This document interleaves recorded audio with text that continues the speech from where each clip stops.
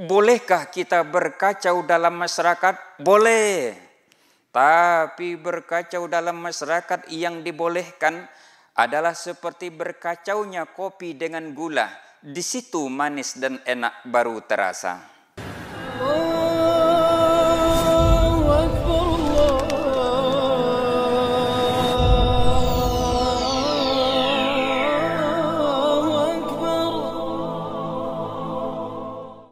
Hadirin wal hadirat jemaah Id yang berbahagia. Mari kita sambut hari raya yang mulia ini dengan takbir dan tahmid. Kita syiarkan agama Allah dan kita syukuri nikmat ilahi. Ratusan juta umat Muhammad dari timur sampai ke barat, dari utara sampai ke selatan di seantero dunia ini. Mereka sama-sama menyambut hari raya yang mulia ini dengan takbir dan tahmid serta penuh kegembiraan. Gemuruhnya suara takbir, Allahu Akbar, dirangkaikan dengan kalimat tahlil, La ilaha illallah, serta dijalin dengan kalimat tahmid, walillahil hamd, bergemuruh, berkumandang memenuhi angkasa raya serta diiringi oleh bunyi beduk yang bertalu-talu. Adalah merupakan kegembiraan di samping bukti kesyukuran kita kepada Allah Azza wa Jalla. Allahu Akbar, Allahu Akbar, Allahu Akbar, walillahil hamd. Hadirin wal hadirat jemaah Id rahimakumullah. Kita yakin dan percaya bahwa umat Islam pada hari ini pasti bergembira ria. Tapi tidaklah semuanya dapat menikmati kegembiraan itu secara hakiki atau sebenarnya. Kendati pun mereka ikut bersorak-sorai menyambut takbiran malam tadi. Karena kenikmatan bertakbir dan bertahmid tidaklah mudah menyentuh setiap kalbu manusia. Ia tidak bisa dirasakan dengan harta benda yang melimpah ruah. Ia tidak bisa dirasakan dengan hidangan yang lezat dan mewah yang tersedia di hari ini. Ketahuilah hadirin kaum muslimin bahwa kenikmatan bertakbir dan bertahmid hanya dapat menyentuh kalbu manusia yang imannya kepada Allah semakin mantap dan hubungannya sesama manusia semakin membaik. Allahu Akbar, Allahu Akbar, Allahu Akbar, walillahil hamd. Hadirin wal hadirat jemaah Id rahimakumullah. Suara takbir membawa kita kepada berbagai kenangan. Ada di antara kita yang terkenang kepada anak yang jauh di rantau, terkenang kepada sanak keluarga yang tidak berada di kampung halaman, handai dan tolan yang jauh dari mata. Di samping itu suara takbir juga membawa 1000 kenangan. Ada di antara kita yang terkenang kepada ibu, terkenang kepada ayah, suami ataupun istri. Tahun lalu mereka masih bersama kita bertakbir dan bertahmid, masih bersama kita melaksanakan hari raya Idul Fitri. Tapi nyatanya tahun ini mereka telah tiada. Mereka telah terbaring di balik papan yang diapit oleh tanah. Mereka telah berpulang ke rahmatullah untuk mempertanggungjawabkan semua perbuatan yang pernah dilakukannya semasa hidup di dunia ini. Demikian pula kita yang masih hidup sekarang ini. Boleh jadi hari ini kita masih kaya raya. Siapa tahu esok atau lusa kita jatuh bangkrut.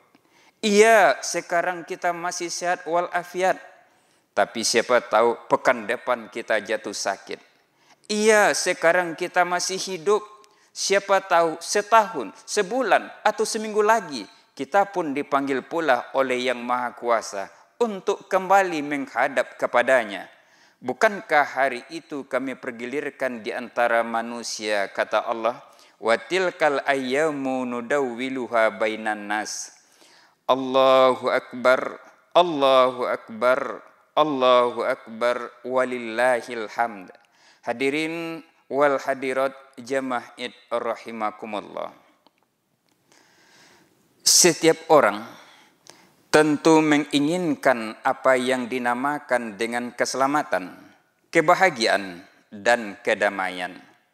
Apatah lagi kita orang Islam yang tidak hanya ingin selamat di dunia ini saja, tapi juga ingin selamat di alam kubur, ingin selamat di padang mahsyar, bahkan ingin selamat sampai masuk ke dalam surga. Sebagaimana doa yang selalu kita mohonkan kepada Allah. Rabbana atina fid dunya hasanah wa fil akhirati hasanah wa qina azabannar. Ya Tuhan kami, berilah kami kebaikan atau keselamatan di dunia. Berilah kami kebaikan atau keselamatan di akhirat, dan hindarkanlah kami dari azab neraka. Kalau memang itulah doa yang selalu kita mohonkan kepada Allah, kalau memang itulah harapan dan tujuan yang ingin kita capai, minimal ada dua prinsip yang harus kita pegang teguh dan kita genggam erat. Pertama, wabtaghi fima atakallahu darul akhirah wa la tansa nasibaka minad dunya. Dan carilah olehmu dengan apa yang telah diberikan Allah kepadamu akan kebahagiaan akhirat, tapi jangan lupakan bahagianmu di dunia ini. Apa yang telah diberikan Allah kepada kita banyak. Ada di antara kita yang telah diberikan pangkat dan jabatan. Maka carilah dengan pangkat dan jabatan itu kebahagiaan akhirat. Tapi jangan lupakan bahagian kita di dunia ini. Ada di antara kita yang diberikan harta benda. Maka carilah dengan harta benda itu kebahagiaan akhirat. Tapi jangan lupakan bahagian kita di dunia ini. Ada di antara kita yang diberikan ilmu pengetahuan. Carilah dengan ilmu pengetahuan itu kebahagiaan akhirat. Tapi jangan lupakan bahagian kita di dunia ini. Prinsip apa ini? Prinsip keseimbangan antara kepentingan dunia dan kepentingan akhirat. Bukankah kita hidup di dunia ini cuma sebentar? Sebentar saja. Sewaktu lahir disambut azan, setelah mati dilepas sholat. Maka alangkah pendeknya antara azan dengan sholat. Selama iqamat dibacakan, sekianlah hanya kehidupan. Pendek memang. Dulu waktu lahir kita diazankan. Nanti kalau sudah meninggal kita disolatkan. Itu simbol bahwa kehidupan kita adalah singkat. Tapi dalam kehidupan yang singkat itulah sangat menentukan bahagia atau sengsara, baik di dunia ini, lebih-lebih di akhirat nanti. Oleh karenanya, orang yang baik bukanlah orang yang seluruh waktunya hanya untuk dunia semata, tidak.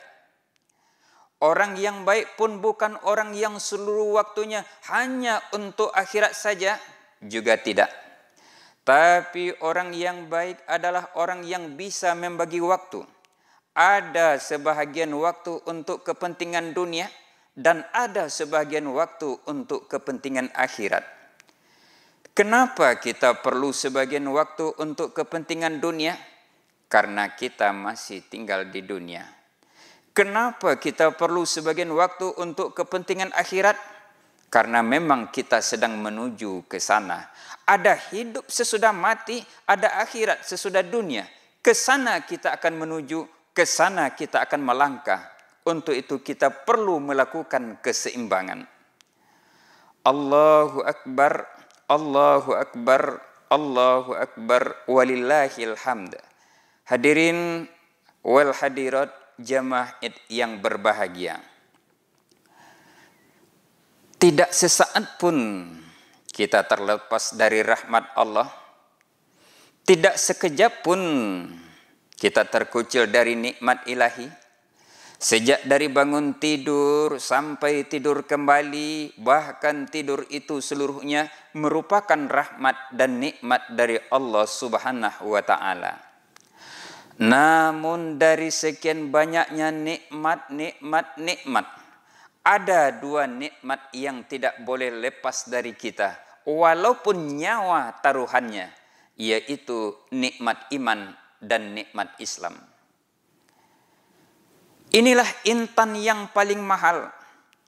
Inilah mutiara yang paling berharga, yang harus kita pegang teguh dan kita genggam erat, yang bukan sekedar untuk kita, tapi juga harus kita wariskan kepada anak cucu kita, generasi yang akan datang. Itu sebabnya orang-orang tua bijaksana yang diceritakan dalam Al-Quran, pertanyaan mendasar yang ditujukan kepada anaknya ketika ia mendekati ajal adalah, ma ta'buduna min ba'di, kalau ayahmu sudah tidak ada lagi nanti nak, apa yang kamu sembah? Iya, sekarang ini ayahmu masih mau rukuk dan sujud menyembah Allah, masih mau berinfak dan bersedekah, masih mau iktikaf dan membaca Al-Quran. Tapi kalau ayahmu sudah tidak ada lagi nanti nak, masihkah kau mau rukuk dan sujud menyembah Allah? Masihkah kau mau berinfak dan bersedekah? Masihkah kau mau iktikaf dan membaca Al-Quran? Pertanyaan ini yang disampaikan oleh Nabi Ibrahim kepada putra-putranya. Pertanyaan ini yang disampaikan oleh Nabi Yakub kepada anak-anaknya. Dan pertanyaan ini pula lah yang seharusnya dan secepat mungkin kita sampaikan kepada anak-anak kita, generasi yang akan datang. Karena tanggung jawab orang tua kepada anak adalah tanggung jawab mutlak. Kok lari tabok lari, kok jatuh samo tarau, patah sayuk batungke paruh, namun anak digunggong juo, antah kok tanah lata sirah, itu yo bak kata uranan tinggal. Allahu Akbar, Allahu Akbar, Allahu Akbar, walillahil hamd. Hadirin wal hadirat jamaah Id yang berbahagia. Nikmat yang kedua adalah nikmat Islam. Selagi matahari masih terbit di kaki langit sebelah timur dan terbenam di ufuk barat, selama bumi ini masih berputar pada porosnya, dan selama bumi ini masih berkembang terhampar luas, selama itu pula lah Islam tidak akan pernah sirna dan musnah dari muka bumi. Tapi Allah tidak pernah memberikan jaminan, Allah tidak pernah memberikan garansi bahwa Islam akan tetap tegak berdiri kokoh pada suatu negeri kalau penduduk negeri itu tidak mau menjaga dan mewariskannya kepada anak cucu mereka. Prinsip yang kedua adalah wa ahsin kama ahsanallahu ilaika wa la tabghil fasada fil ar innallaha la yuhibbul mufsidin. Dan berbuat baiklah kamu kepada orang lain sebagaimana Allah telah berbuat baik kepadamu, dan jangan cari-cari kerusakan di muka bumi. Sesungguhnya Allah tidak suka kepada orang-orang yang berbuat kerusakan. Prinsip yang kedua adalah prinsip akhlak. Saling hormat menghormati, saling harga menghargai satu sama lain. Kamu kecil, iya, hormati yang tua. Kamu tua, iya, sayangi yang kecil. Kamu tamu, iya, tahu diri dan berlaku sopan. Kamu tuan rumah, iya, hormati tamu. Kamu pemimpin, iya, perhatikan aspirasi rakyat. Kamu rakyat iya berpartisipasi kepada pemimpin. Kalau yang kecil menghormati yang tua dan yang tua menyayangi yang kecil. Kalau tamu tahu diri dan berlaku sopan dan tuan rumah menghormati tamu. Kalau pemimpin memperhatikan aspirasi rakyat dan rakyat mau berpartisipasi. Alangkah indahnya tatanan kehidupan kita sejak dari kehidupan berkeluarga, bertetangga, bermasyarakat sampai kepada kehidupan berbangsa dan bernegara. Allahu Akbar, Allahu Akbar, Allahu Akbar, walillahil hamd. Hadirin wal hadirat jamaah yang berbahagia. Sering saya sampaikan di mana-mana, bolehkah kita berkacau dalam masyarakat? Boleh. Tapi berkacau dalam masyarakat yang dibolehkan adalah seperti berkacaunya kopi dengan gula. Di situ manis dan enak baru terasa. Bolehkah kita bersilang dalam nagari? Boleh. Tapi bersilang dalam nagari yang dibolehkan adalah seperti bersilangnya kayu dalam tungku. Di situ api makanya hidup. Bolehkah kita berdebat dalam diskusi dan musyawarah? Boleh. Tapi berdebat dalam diskusi dan musyawarah yang dibolehkan adalah untuk mencari kebenaran, bukan untuk mencari kemenangan. Karena argumen, bukan karena sentimen. Sebab orang kalau sudah berdebat untuk mencari kemenangan, tidak akan ada selesainya. Demikian pentingnya akhlak ini, baik menurut negara maupun menurut adat, lebih-lebih menurut agama. Kuat rumah karena sendi, rusak sendi, rumah binasa. Kuat bangsa karena budi, rusak budi, bangsa binasa. Rasulullah pernah menyatakan, ditemukan dalam sebuah hadis, innama bu'istu li'utamimma makarimal akhlak. Sesungguhnya aku diutus adalah untuk memperbaiki akhlak manusia. Menyadari betapa pentingnya akhlak, memahami betapa pentingnya budi pekerti, maka ahli-ahli pendidikan kita tempo dulu, orang-orang tua kita tempo dulu, memasukkan mata pelajaran budi pekerti itu ke dalam kurikulum sekolah. Menjadi ukuran tinggi rendahnya martabat seseorang di tengah-tengah kehidupan bermasyarakat. Sekarang pelajaran budi pekerti itu telah hilang lenyap entah kemana dan siapa yang menghilangkannya. Allahu Akbar, Allahu Akbar, Allahu Akbar, walillahil hamd. Ramadan telah pergi meninggalkan kita. Syawal pun telah tiba menggantikannya. Puasa yang berkualitas di siang hari dan qiyamul Ramadan yang bernilai tinggi di malamnya akan menjadi bekal untuk menapaki perjalanan hidup kita selanjutnya.